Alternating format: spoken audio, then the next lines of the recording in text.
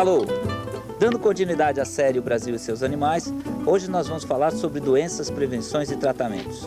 E o nosso convidado especial de hoje é o Dr. Névio Primon de Siqueira, veterinário dos mais conceituados no Brasil.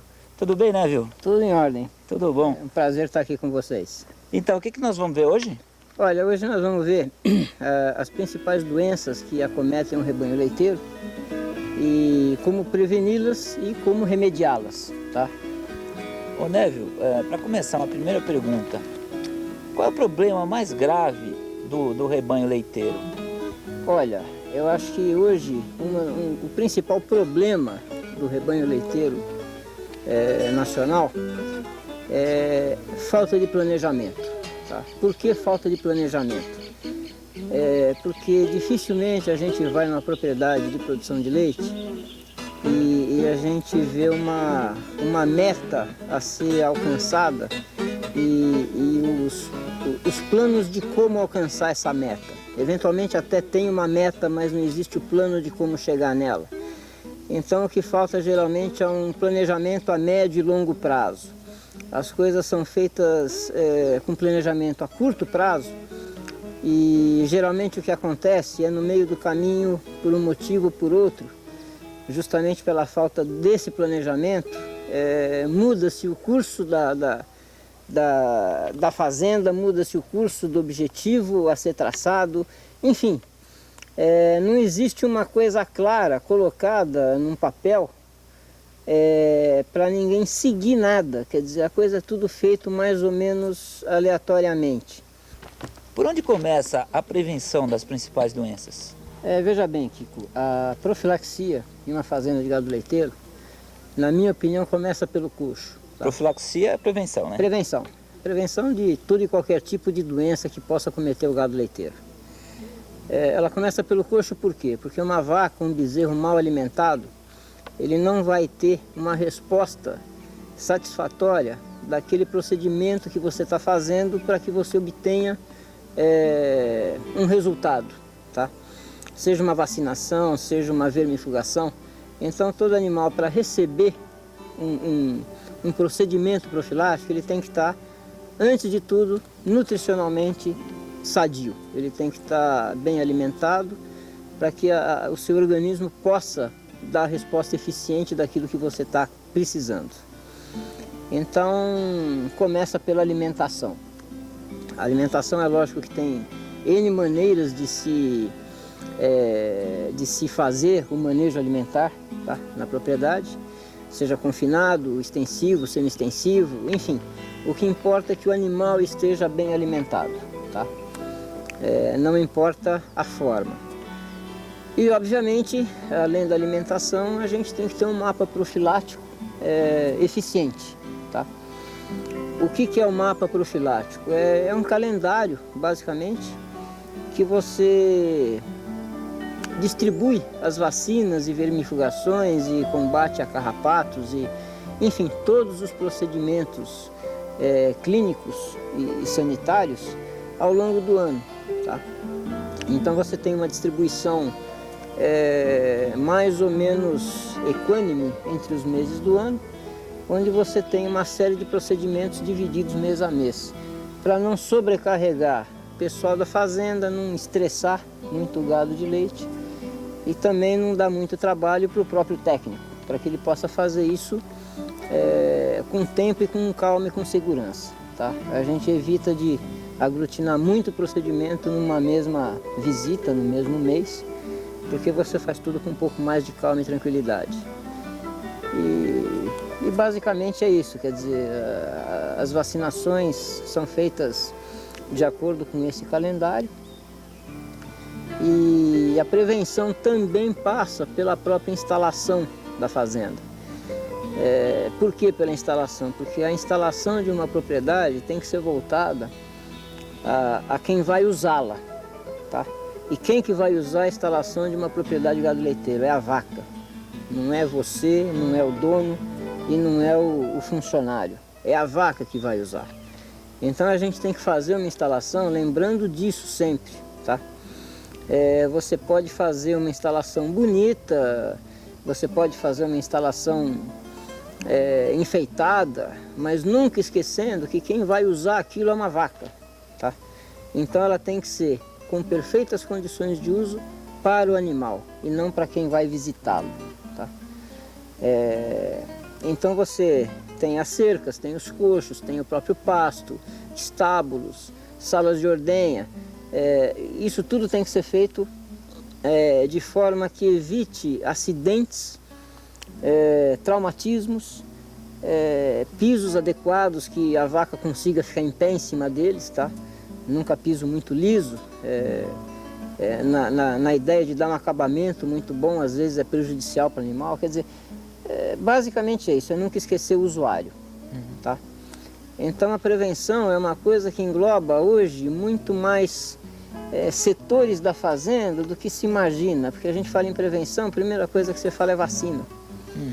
E não está restrito a vacinas, tá? E outra coisa que faz parte de um mapa preventivo hoje, um mapa profilático, é a qualidade da água que você está usando na propriedade, tá? É uma coisa também muito deixada de lado, mas é uma coisa básica e fundamental, porque da água depende todos os procedimentos de uma fazenda leiteira. Não só com o animal diretamente, mas com os equipamentos que vão ser usados nesses animais e posteriormente no próprio equipamento de ordenha, na limpeza desse equipamento, na limpeza de tanques refrigeradores de leite, que pode tranquilamente acabar com o seu produto final, que é o leite, por uma água de baixa qualidade, tá? Uma água contaminada vai contaminar seu leite assim que ele cai dentro do tanque. Então a água hoje também faz parte de um esquema profilático de uma propriedade. Perfeito. E os cuidados com os recém-nascidos, como é que funciona? Bom, os recém-nascidos são os cuidados básicos. Acredito que não tenha muita novidade, mas a gente vai relembrar todos eles. Logo após o nascimento, na verdade o cuidado começa antes do nascimento, né? Com a vaca no pré-parto, que são a vaca tem que participar daquele esquema profilático anual, o que vai dar a ela condições de ter um colostro de alta qualidade imunológica, para que ela transfira essa imunidade de forma passiva, através do próprio colostro, à cria que vai nascer, tá? Bom, vamos começar do parto. O bezerro nasceu, preferencialmente com acompanhamento do parto, sem ajuda indevida. Sempre é melhor que a vaca faça o serviço sozinha, só interferência quando necessária, só interferir quando é necessário. Mas ela parindo, um dos primeiros cuidados é o corte e a cura do cordão umbilical. O corte do cordão umbilical normalmente a gente deixa por volta de 2 dedos de comprimento no máximo. O excedente, que normalmente fica pendurado, você corta com uma tesoura e é feita a desinfecção desse umbigo com solução iodada, tá? É a mais eficiente, é a mais usada atualmente. Pode-se também usar um repelente de mosca, de inseto, tá? Esses repelentes em spray são muito eficientes. Feito isso, normalmente o bezerro permanece com a mãe e a primeira mamada, o primeiro consumo de colostro é importante que seja acompanhado. Por quê? Porque do colostro depende a saúde do bezerro, tá? Ali tem os anticorpos todos necessários. Exatamente, tem todos os anticorpos, quer dizer, além de um alimento, o colostro quase que serve, entre aspas, como uma vacina, tá? Seria a primeira forma de defesa de um bezerro recém-nascido. Então ele deve mamar o colostro o quanto antes. Por que o quanto antes? Com 24 horas após o nascimento, o intestino perde a capacidade de absorver os anticorpos, tá? Então após as 24 e depois de 48 vai para 0, a capacidade de absorção dessa imunidade é muito pequena, é muito baixa. Então você tem que fazer com que o bezerro mame o colostro o quanto antes e em quantidade suficiente, tá? Como é uma quantidade suficiente? É o máximo que ele puder ingerir. O máximo que você conseguir que ele consuma de colostro é o ideal. Então, observada a mamada do colostro, que é de fundamental importância, a gente vai ter que ter os cuidados depois com a alimentação desse bezerro, com as instalações que ele vai permanecer e com os possíveis problemas sanitários desse bezerro, sejam tristeza parasitária, que é a babesiose, seja disenterias, diarreias, que são os problemas mais frequentes. Então vamos começar pela alimentação. Esse bezerro mamando colostro, normalmente ele permanece durante as primeiras 24 horas com a mãe, tá? Isso nesse sistema de criação de bezerro em gaiolas, que chama, separado da mãe. Então ele ficando essas 24 horas, ele vai consumir uma quantidade de colostro razoável e suficiente. Passadas as 24 horas, ele vai ser colocado numa gaiola, numa bezerreira individual, e vai receber diariamente 4 litros de leite, tá? 2 litros pela manhã e 2 litros à tarde. Esse leite, obviamente, tem que estar numa temperatura adequada, por volta de 37 a 39 graus, 40 graus, que seria a temperatura que ele colheria esse leite no útero da vaca. E, obviamente, com os fômites, os coxos, todos bem higienizados e limpos, né? Devidamente lavados, sem que fique resíduo desse leite para a mamada seguinte. Quer dizer, normalmente até a gente usa, quando o coxo é permanente, quando acaba o leite põe água fresca para o bezerro. Quando não, esses coxinhos são lavados, guardados e à tarde novamente o leite é servido nos próprios coxinhos. Essa alimentação vai, vamos dizer, até 60 a 90 dias, quando os bezerros são desmamados. E aí já passa para a segunda fase, quer dizer, na verdade, durante o período de lactentes, eles já começam a receber ração e feno, tá? A ração granulada e o feno, para que ele possa ficar sem o leite após os 60 a 90 dias. É justamente a ração e o feno que vai dar o aporte de nutrientes que faltaria devido à retirada do leite, e a ração e o feno vão substituir esse aporte de nutrientes. E logicamente uma observação, tá? Sempre que você for alimentar esses bezerros, procurar observar se tem problema, se tem apatia, se tem diarreia, se tem bezerro com pelo arrepiado, para fazer o levantamento de uma possível doença antes que ela se instale realmente ou que ela esteja recém-instalada, que sempre o tratamento é mais eficiente. E esse bezerro não está muito bem não, né? Não. Essa bezerra teve, semana passada, uma fase aguda de babesiose, que é a famosa doença do carrapato, que a gente chama. É um micro-organismo que o carrapato que transmite, e a babésia, ela parasita a hemácia do animal. Ela, para se replicar, ela entra na hemácia. O que é a hemácia? Hemácia é o glóbulo vermelho do sangue do animal. Ah, tá. Então, ela, para fazer a sua replicação, a sua multiplicação dentro do organismo animal, ela parasita uma hemácia, e para, vamos dizer, liberar os filhotes, tá? As células de babésia novas, ela rompe essa hemácia, tá? E à medida que isso vai aumentando, isso aumenta em progressão geométrica, tá? E obviamente as hemácias vão caindo em regressão geométrica, o que causa uma anemia bem grave no animal.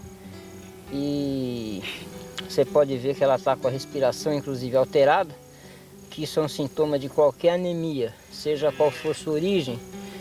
Normalmente o animal fica com a respiração mais rápida, na tentativa de oxigenar o corpo todo.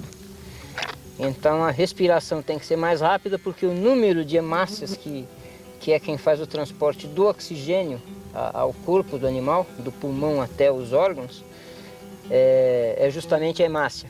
E pelo número menor, o sangue tem que fluir mais rapidamente para que seja oxigenado o corpo todo do animal sem prejuízo às suas funções vitais. Então ela acaba tendo normalmente uma taquipneia, que é justamente a respiração aumentada, e também uma taquicardia, justamente para compensar a falta de hemácias com velocidade das hemácias restantes, tá? Normalmente essa doença dá uma eu não sei se você consegue pegar aqui, a mucosa fica um pouco mais esbranquiçada, chegando eventualmente a ficar quase que perlácea, tá? Com o aspecto de uma pérola mesmo, chega a ficar branca. Quando a hemácia, a degradação de hemácias é muito grande, tá? Quando a anemia é muito profunda.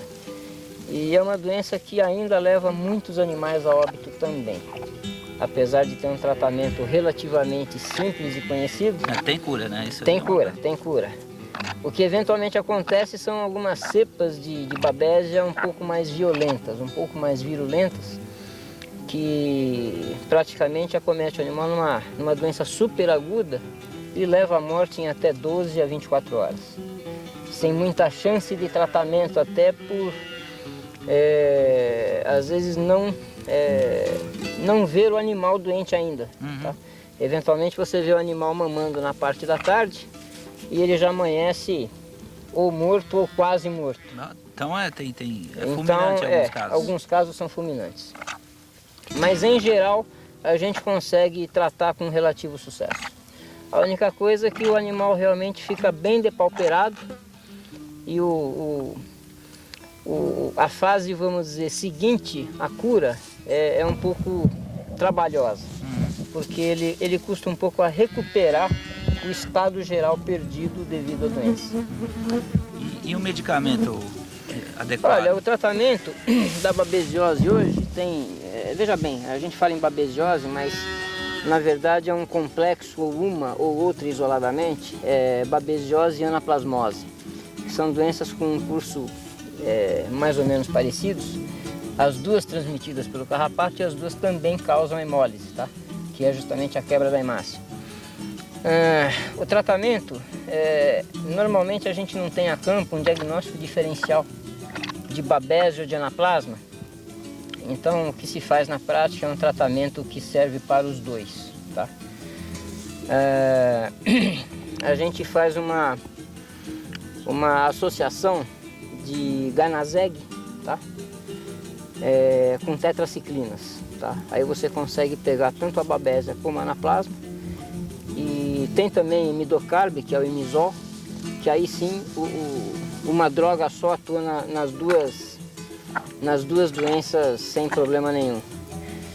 E como é que é aplicado? É via oral ou via... Não, é tudo injetável. Injetável. Todos eles, tanto o imisol como o ganazeg, como a tetraciclina. A tetraciclina existe oral, mas a eficiência melhor nesse tipo de problema é realmente injetável. E quantas doenças? Quais seriam as mais frequentes e as mais graves? Olha, quanto às doenças mais frequentes, nós temos algumas de origem infecciosa, outras de origem nutricional, outras de origem parasitária e, vamos dizer, outras origens, tá? Dentre as infecciosas, nós temos em granja leiteira hoje a mamite como uma das principais. Temos a leptospirose, a IBR, que é a rinotraqueite infecciosa bovina. As clostridioses são também de uma relativa gravidade. A babesiose e anaplasmose. Essas aí, muita gente considera até doença parasitária, porque são parasitas da hemácia e não deixam de ser infecciosas. O que é da hemácia? A hemácia é o glóbulo vermelho do sangue. Tá? A babésia, no ciclo de vida, ela parasita a hemácia e destrói a hemácia. Então, ela está aí entre as infecciosas e as parasitárias. Certo. E temos também, vamos dizer, raiva, talvez com um pouco menos importância, a própria fitosa. Apesar de ser importante a sua profilaxia, a prevalência da fitosa hoje em rebanhos é quase nula. Mas a profilaxia é muito importante ainda, até por motivos comerciais, em termos de mercado internacional, vai. Então, a prevenção continua tendo que ser feita e bem feita. Dentre as nutricionais, nós temos acidoses, alcaloses ruminais, indigestão, temos intoxicações alimentares por alimentos ou algumas toxinas que são produzidas por fungos indesejados. Tem uma série de intoxicações que podem ser graves. E dentre as parasitárias, nós temos as verminoses gastrointestinais e pulmonares e temos os ectoparasitas, que hoje são um problema sério em gado leiteiro, não só em gado leiteiro, mas em granja leiteira, pelo acúmulo de animais, pelo manejo um pouco mais confinado, se torna um problema muito mais sério do que em criação extensiva. Dentre eles temos os vermes gastrointestinais, como eu já falei, e temos também o carrapato, que é mais fiel que o cão, ele está sempre junto da gente. Uhum. Temos a mosca do chifre, a mosca de estábulo, temos o berne, tá? E as bicheiras, né? Ou míases, comumente chamadas de bicheiras, que também estão sempre seguindo junto com os rebanhos leiteiros, né?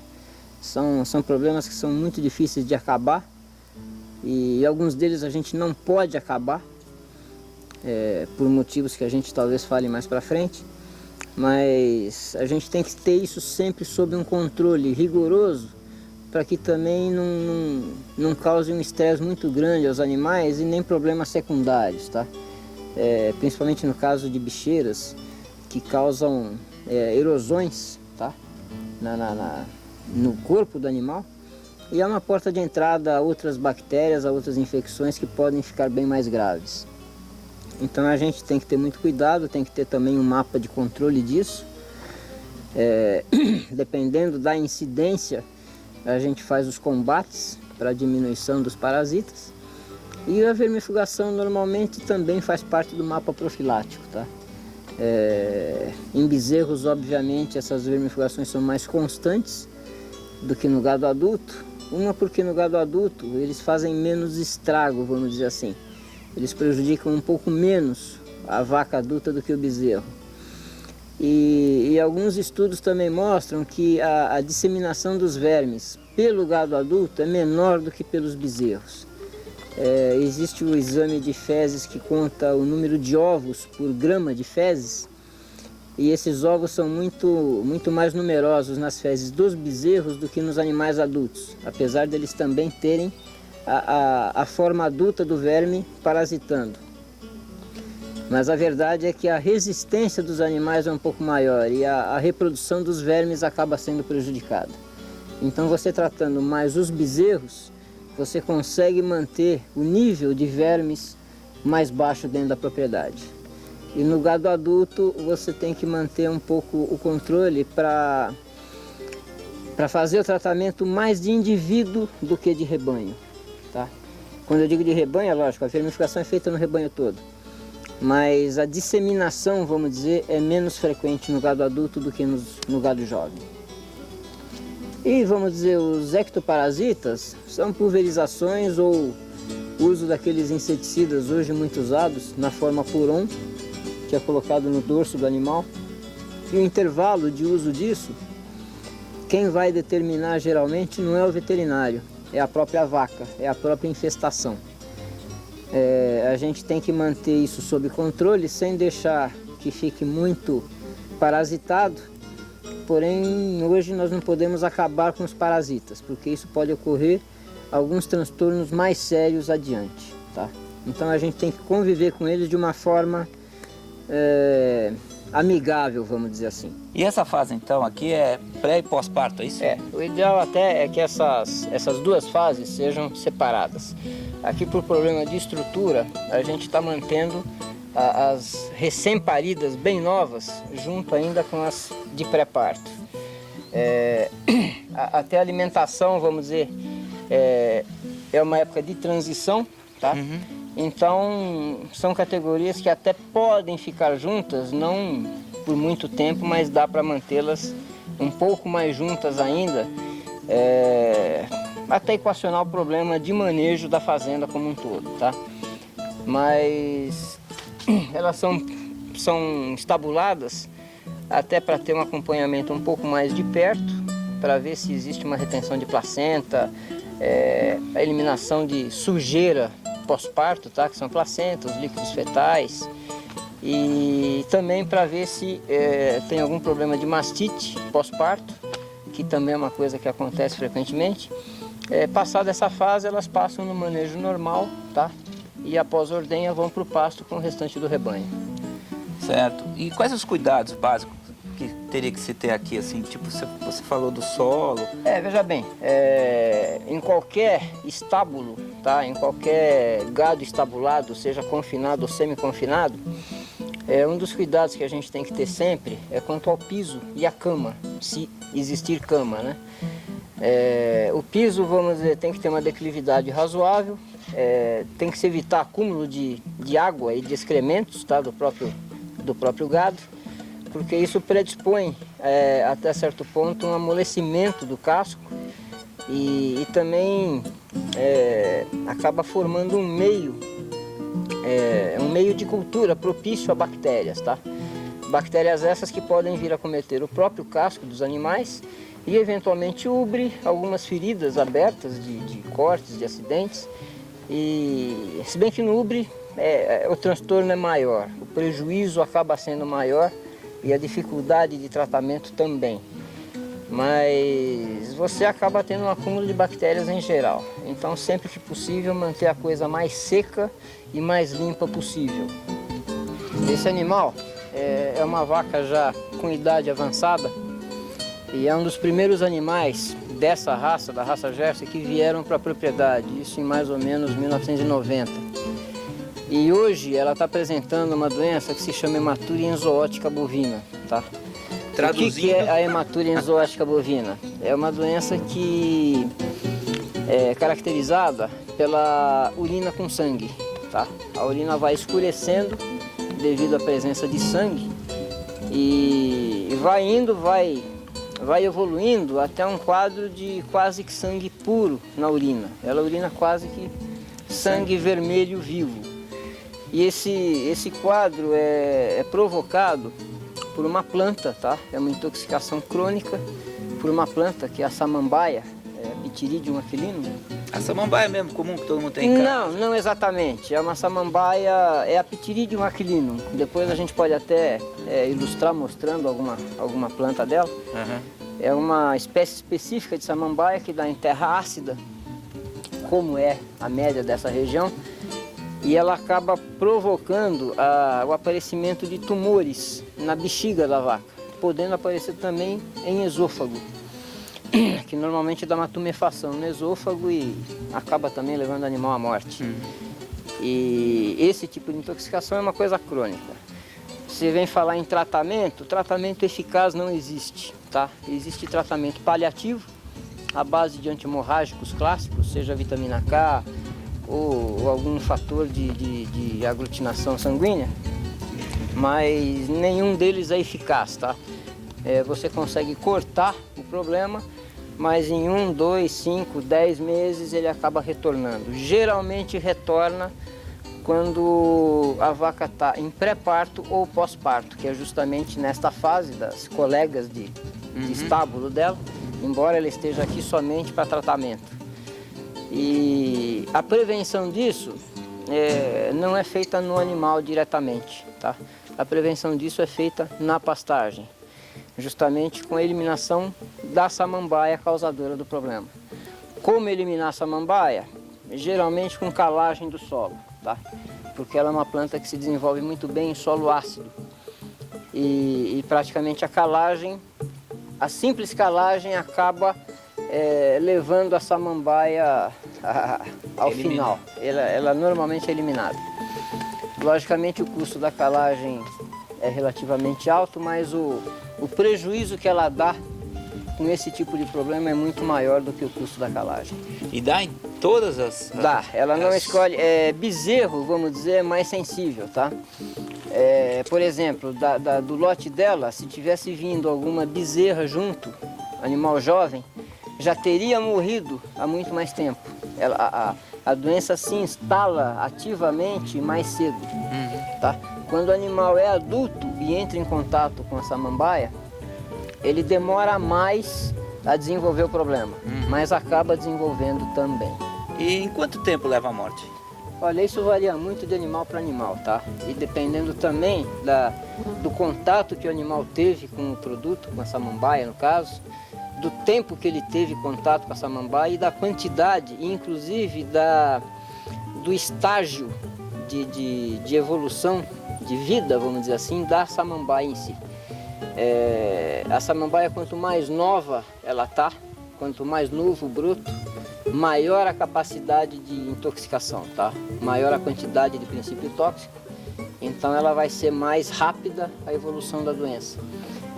Como eu falei, a idade do animal também influi bastante, e aqui mesmo, na região, a gente já viu casos de vacas como essa, por exemplo, que teve o primeiro contato em 1990 e está tendo problema 9 anos depois.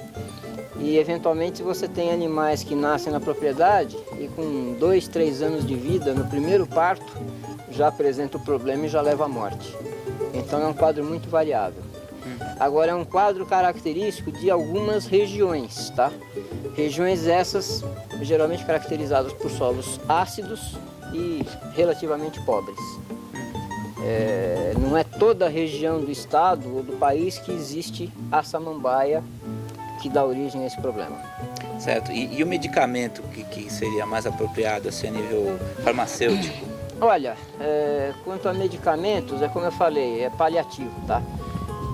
A gente usa eventualmente quando tem uma vaca em produção, com uma produção razoável, e num estágio ainda, vamos dizer, mais leve da doença, para não perder a produção de leite ou eventualmente uma cria que esteja no ventre da vaca, para tentar levar a vaca até o parto, você pode usar, vamos dizer, Monovin K, tá?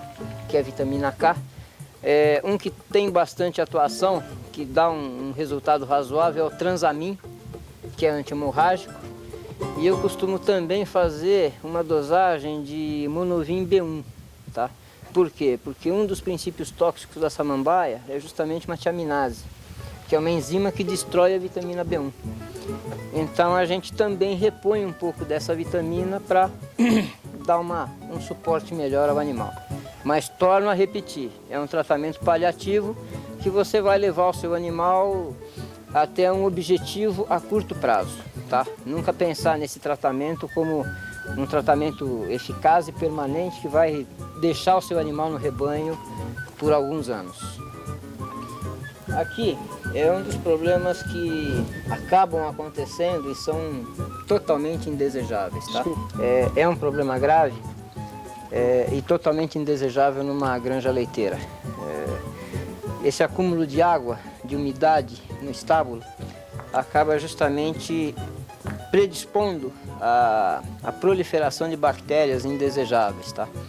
Além do que a umidade excessiva no casco dos animais acabam amolecendo, entre aspas, o casco, acabam deixando o casco mais suscetível à entrada de bactérias, que obviamente são indesejadas, e causando problemas sérios de podridão, de brocas, e também predispondo o próprio casco a traumatismos, porque a vaca, quando pisa em um local de solo amolecido, esse barro eventualmente entra na fenda do casco da vaca e acaba irritando a porção interdigital. E a vacinação aqui, como é que é? Bom, esse lote é o lote de pré-parto, tá? No lote de pré-parto, normalmente a gente faz uma vacinação de 30 a 60 dias antes do parto previsto da vaca. Essa vacinação normalmente é contra a pasteurelose e o paratifo, que são doenças que acometem principalmente os bezerros, tá? Então nós vacinamos a vaca visando a imunidade passiva que o bezerro vai ter através do colostro, quando mamado, quando essa vaca parir, tá? Então, o objetivo da vacina, qual é? É manter o título de anticorpos na vaca mãe alto, para que haja uma concentração alta desses anticorpos no colostro que o bezerro vai ingerir, tá? Quer dizer, é o que a gente chama de imunidade passiva, que vai dar imunidade para esse bezerro até os 60, 90 dias de vida, tá? Quando aí sim ele começa a ter os anticorpos produzidos por ele próprio, que seria a imunidade passiva, através ou de contato direto com os agentes causadores de doença, ou propriamente vacinas aplicadas para desenvolver realmente anticorpos, tá? Mas a vacinação do lote pré-parto, geralmente é visando sempre o bezerro.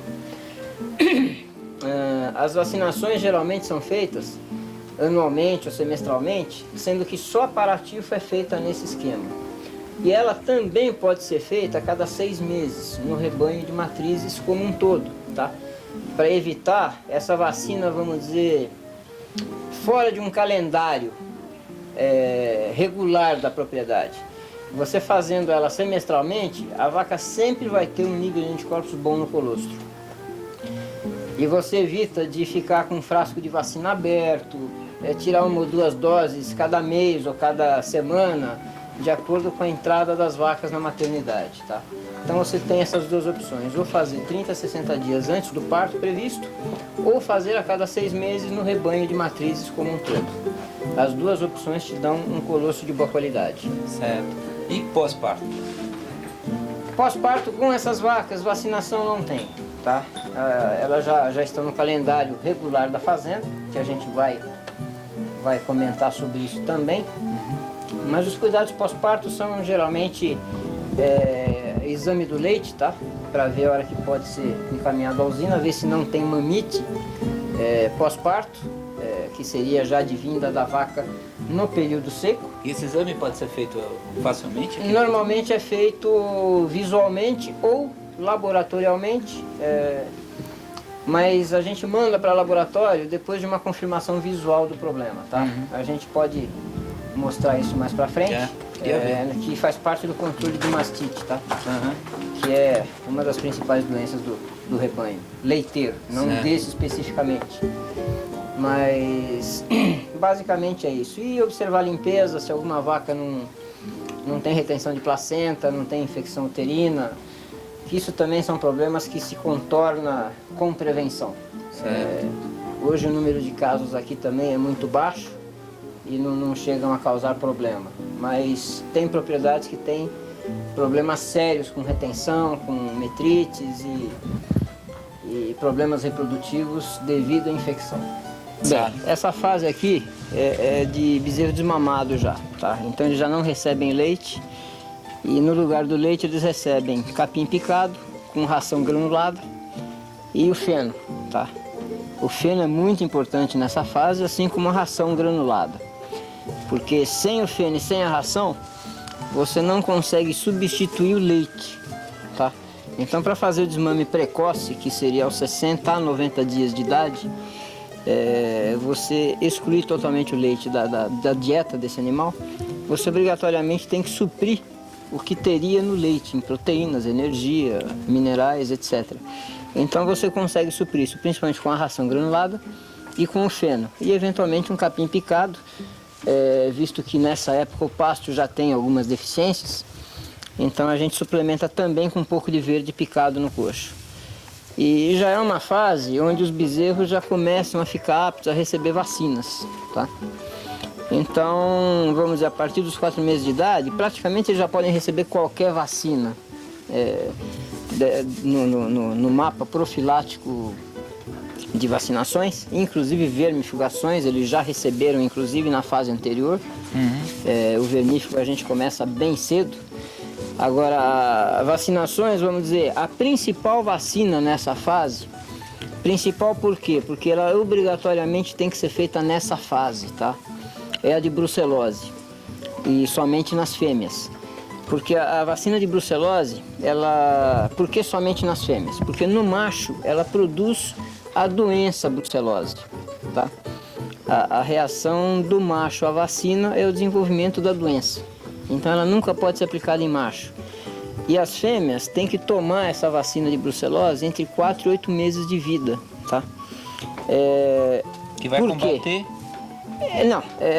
A doença vai ser combatida a qualquer tempo, tá? O problema é que se você aplica numa fêmea a vacina de brucelose, em uma fase que ela já passou a fase de puberdade sexual, obviamente, essa vacina vai dar um título permanente no exame de diagnóstico da brucelose, tá?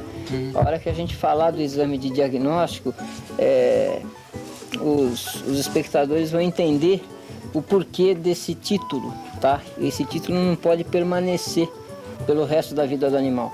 E quando você aplica a vacina de brucelose em uma fêmea já madura sexualmente, esse título fica para o resto da vida alto. Então você perde parâmetro no exame para dar um diagnóstico de animal positivo ou negativo para a doença. Então você pode prejudicar eventualmente uma bezerra sã, uma vaca, no caso sã, por ter sido vacinada em época errada, tá? Então por isso que eu considero a mais importante desta fase.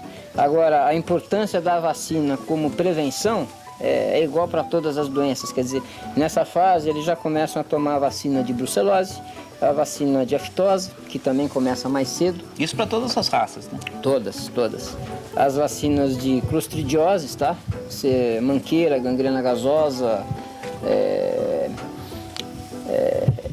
outra clostridiose também é o edema maligno. Enfim,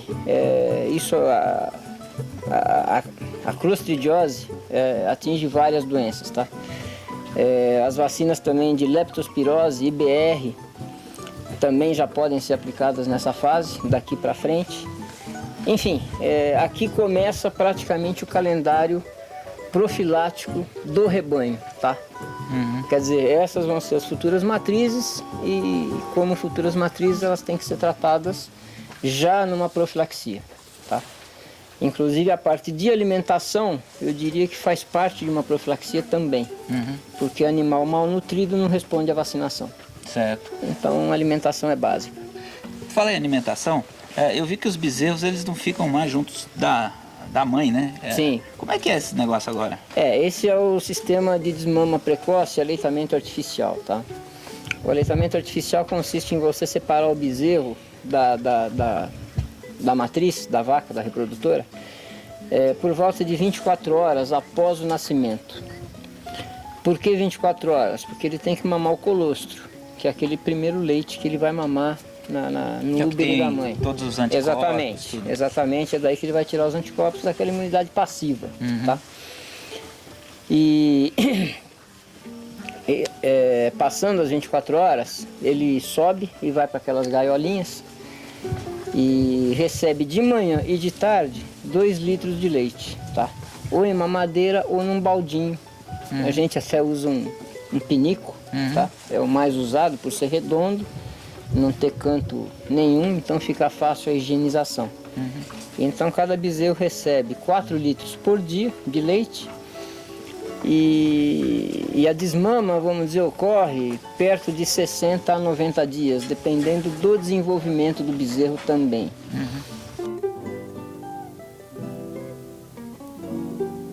Por que a mamite causa tantas perdas econômicas? Bom, a mamite é uma doença de origem infecciosa que traz muitas perdas econômicas pelo seguinte. Primeiro ponto, ela por si só faz cair a produção de leite do animal ou do quarto afetado, vamos dizer, do teto afetado, de 20% a 50% quando ela é subclínica e até 100% quando ela se torna uma mamite clínica, tá? Qual a diferença das duas? A clínica, você tira o leite e ele está alterado, tá? As características físicas do leite estão alteradas. Ele é um leite grosso, ele é um leite com pus, ele é um leite cheio de grumos, tá? Então, visualmente você vê a diferença.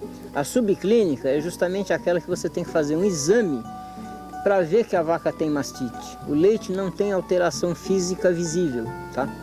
E é essa que é o maior problema, porque o animal é considerado sadio, o leite dela vai para a linha de leite e, obviamente, quando se mistura com o leite da vaca sadia, ele abaixa essa qualidade do leite do tanque, vamos dizer assim, do leite total da fazenda. E a prevenção da mamite? Então, como é que é feito? Olha, a prevenção da mamite tem várias formas e vários locais que você ataca, tá? Começa no estábulo de alimentação e a higiene da própria ordenha. E também faz parte da prevenção o próprio manejo, quer dizer, o fato da vaca comer pós-ordenha ou serem soltas diretamente no pasto, você também previne, porque a vaca comendo não deita. Então se a vaca está estabulada, ela vai se manter em pé comendo por esses 20 a 30 minutos que o esfíncter está aberto. Só depois que ela acaba de comer que ela vai se deitar. Só que aí ele já fechou. Então você também diminui o problema. E se vai para o pasto, muito bem, obrigado. No pasto a contaminação é mínima, é bem mais difícil você ter problema. E faz parte também os exames periódicos de prevenção e controle da mamite. Porque esses exames são baseados em... Pode deixar.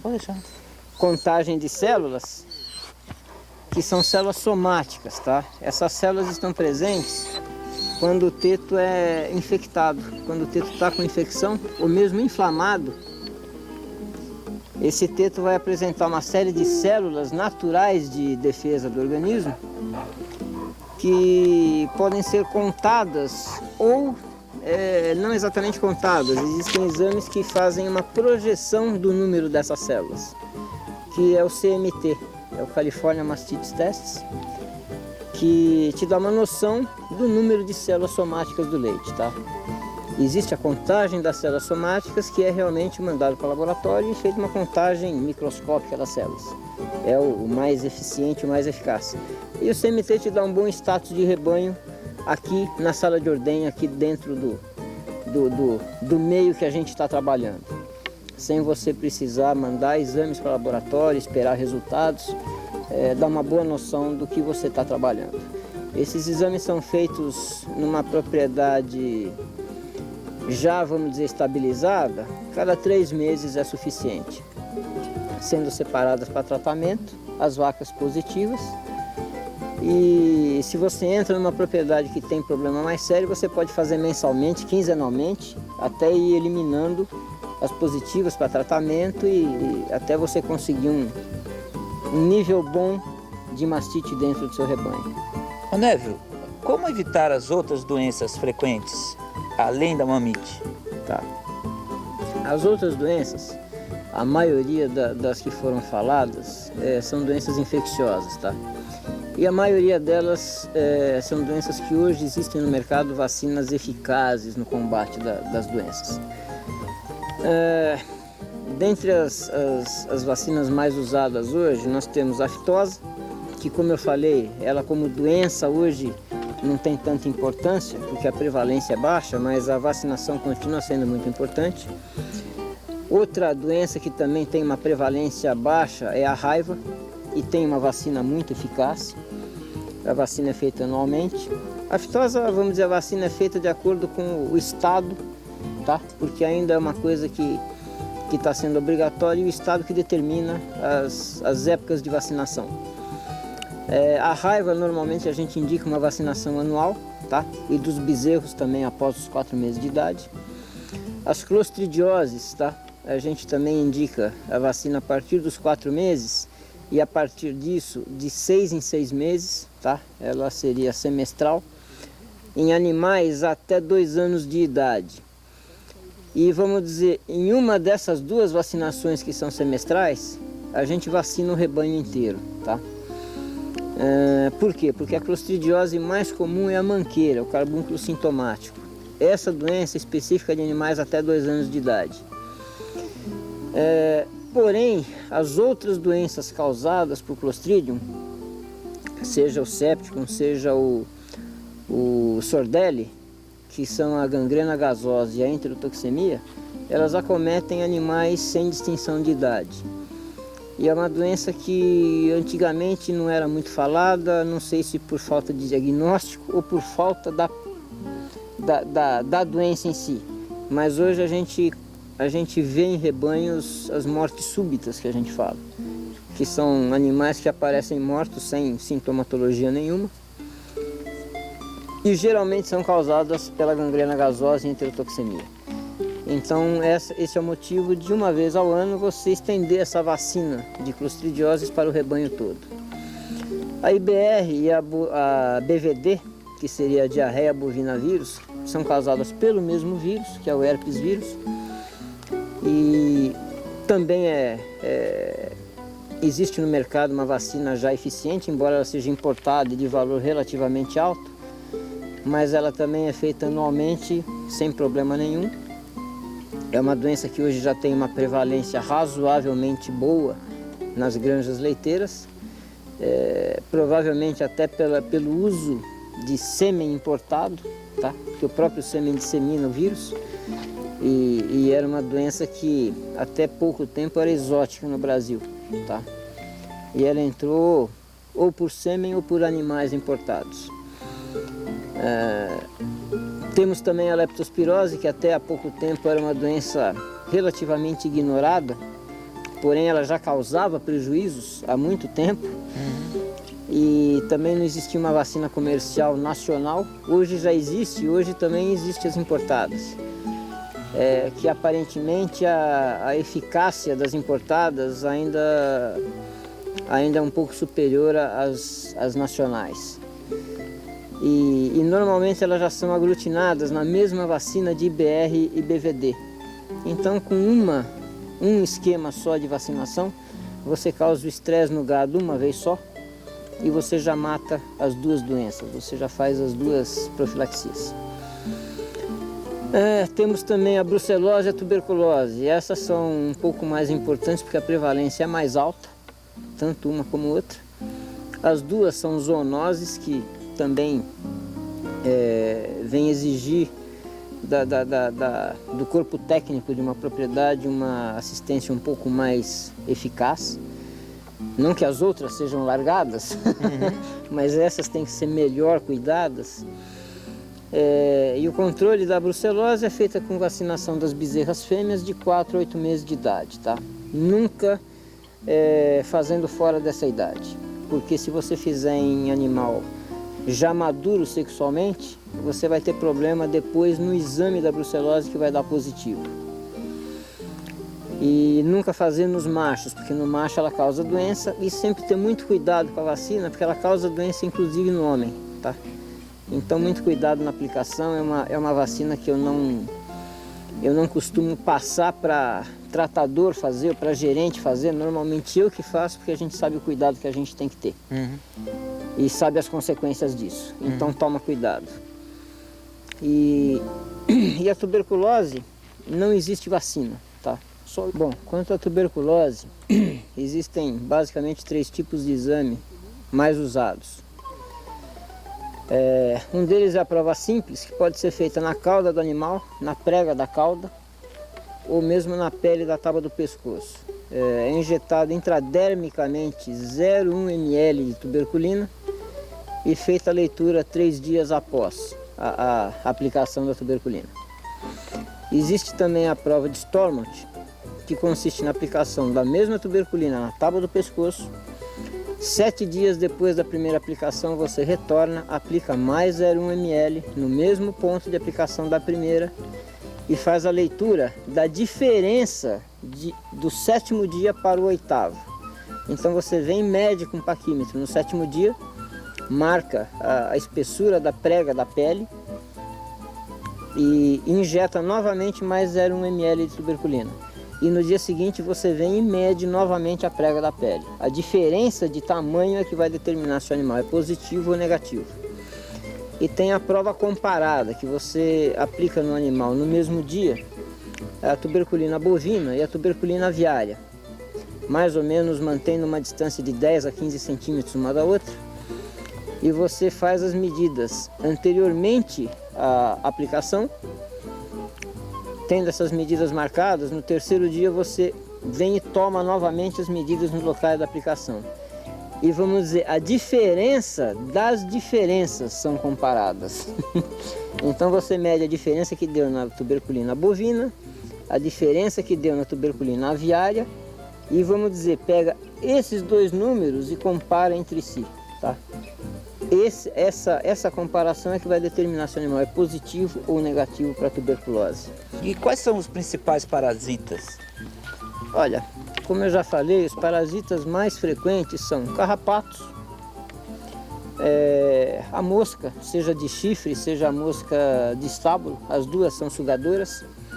Temos também o berne, que também causa transtorno e baixa qualidade de couro e comercialmente é muito ruim. E as míases, que são as bicheiras, né? O berne acomete animal sadio, quer dizer, a mosca vem, deixa o ovo na pele do animal, pele íntegra, e a larva perfura a pele e se instala. A miíase, ou bicheira, ela já aproveita uma solução de continuidade previamente ocorrida no animal. Ela se alimenta de tecido morto. Tipo uma ferida. Exatamente. Então, quando você tem uma ferida com um pontinho necrótico, ela vem e se instala. E aí, vamos dizer, pelo edema da própria ferida, da própria presença da miíase, o tecido vai se demaciando, vai inflamando e vai necrosando, e ela vai devorando, vamos dizer assim, animal adentro. Como eu falei, é uma porta de entrada para outras infecções e deve ser combatida. As moscas causam transtorno no sentido de causar estresse aos animais, tá? Também podem causar algumas doenças eventualmente, mas como transmissoras elas têm pouca importância. A importância maior é como causadoras de estresse, tá? Ou seja, encher o saco. Exatamente. Pentelha. A vaca não consegue se alimentar direito, tá? Ela está sempre preocupada em tocar mosca, em levantar pata, em bater na barriga, em abanar a cauda, em lamber o flanco, enfim. Ela passa a não se alimentar direito e a produção cai. Certo. E o nosso amigo carrapato. Esse? Tá? Como eu falei, é mais fiel que o cão, está sempre junto com a gente. Aliás, tem um aqui, peraí. Quer arrancar? Eventualmente a gente pega. Bom, nós vamos aqui demonstrar como é feito o California Mast Test, tá? Até o nominho meio em inglês, mas é o nome dele mesmo, é o famoso CMT. Aqui nós temos o reagente do teste e aqui a bandeja que nos dá a oportunidade de tirar leite dos 4/4 do ubre, independentemente um do outro, tá? Que esse exame é feito por teto e não por vaca. Então a gente chega no animal, despreza os 3 primeiros jatos, tá? De cada teto.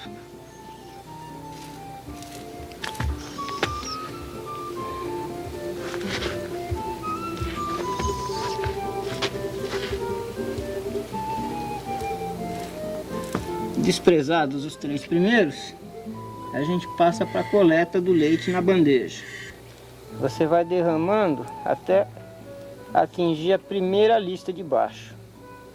Aqui, podem acreditar, tem 2 ml de leite em cada recipiente desse. Agora o que se faz é misturar 2 ml da solução do CMT em cada um desses 4 recipientes com leite e se fazer um movimento circular.